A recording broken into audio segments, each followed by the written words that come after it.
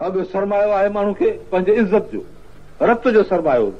फरमाइनि था ख़ैर मताइल मराए ज़ौजत सालिहत, औरत सालिह माण्हू जो सामान आहे, वॾे में वॾी मिल्कियत आहे। ऐं रूस में औरत साली कोन्हे, जंहिंखे जंहिंसां हुजे बसि। हिकिड़ी औरत 15 सां 20 सां सॼो इंग्लैंड सॼी आहे, 20 माण्हू 20 माण्हू 30 माण्हू हिकिड़ी जे पोयां। अहिड़ी हालत लॻी पई आहे, कुतनि वारी कत लॻी पई आहे मुल्क में।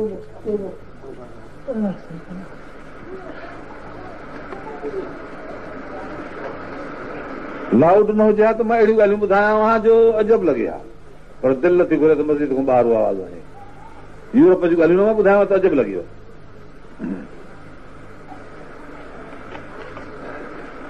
अहिड़ी हालत बसि जानवर हिकिड़ा, ॿियो त कुझु न आहे। इस्लाम चवे थो त इहो नंग आहे, इहा इज़त आहे, वॾे में वॾी इहा दौलत आहे माण्हू जी, इहा महफ़ूज़ रहंदी। यूरोप सूअरखोर, हुननि में बेग़ैरती आहे, हो घुरंदा आहिनि त दुनिया सारी असां वांगुरु हुजे।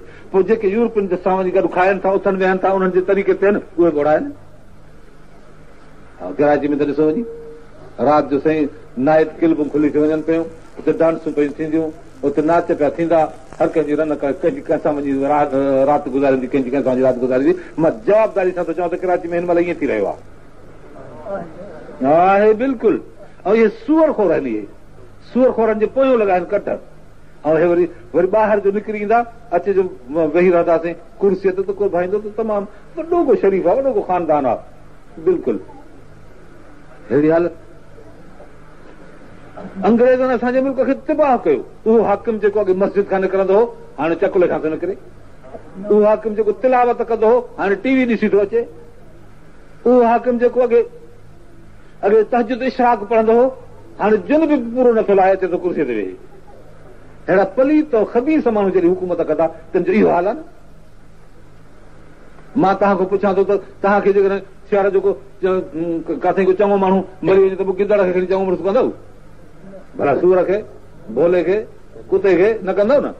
त पोइ जेके माण्हू इन्हनि जे कतारुनि में लंघे विया आहिनि, उन्हनि खे कीअं था पंहिंजो हाकिम बणायो? शादी न थिए, शादी जो थी वञे त ज़ाले मर्द बि न चलई, भोले जे कतार में लंघे विया। जे न कंहिंजो कंहिं में कमु पवे त आनो कुकिड़ जो बि न छॾियोसि, एॾी विश्वाबुल कमी थी वई आहे। इहे गिदड़ आहिनि बि छा आहे? जेकॾहिं ॿकरीअ जहिड़ी रक़म वठंदुसि, को 100-200 रुपया जा वठंदुसि त बगड़ थी पियो।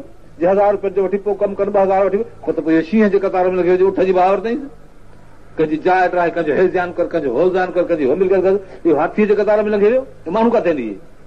पोइ जॾहिं तव्हां निजनि हैवाननि खे हाकिम नथा तसौर करियो त इहे जेके गॾियल सॼियल माण्हू आहिनि, हैवाननि जे कतार में लॻे विया आहिनि, इहे माण्हू किथे आहिनि? इन्हनि खे कीअं था पंहिंजो हाकिम तस्लीम करियो? अलाह करे जो असांजे मुल्क में छा को इंसान को हाकिम अचे, जेको ख़ालिस सही माना में इंसान अचे।